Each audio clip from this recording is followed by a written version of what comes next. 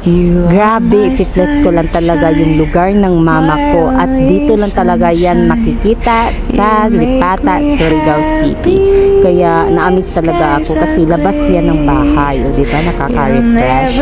Kaya today is ganap, pupunta po kami sa beach, sa Banbanon, Surigao del Norte. Kasi magbabanding kami since nakabakasyon ako for a quick vacation sa Pilipinas.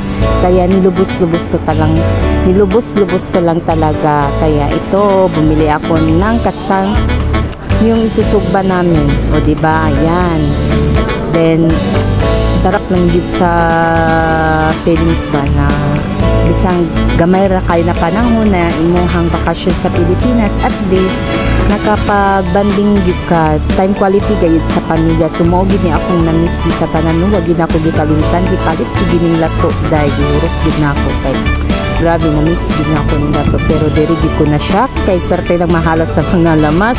Imagine kamatis for 16 pesos.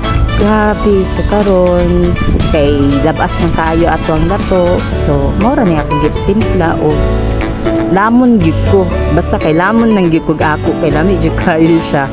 Then tinuod ang giingon nila basta naata sa dagat, so batiud gyud ta gutom, no. So ako ginanggilamon kay wa ko kitag lato diri sa Hong Kong.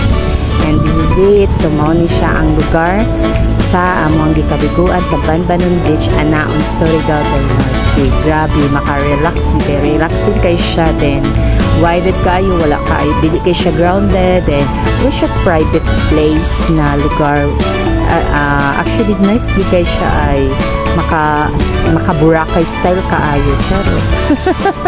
So mao ni siya ang place sa sa beach na amili so grabe, timing pag yun kaayo kay pag ani na mo dire perti yung balura, no.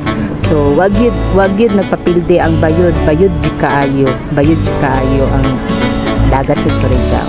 So mao ni siya, giflix na ako at perting inita de karon di pang sahon. Aside sa sunburn, so naanod ang akong mama sa bayod ni Habagat. Peace, ma.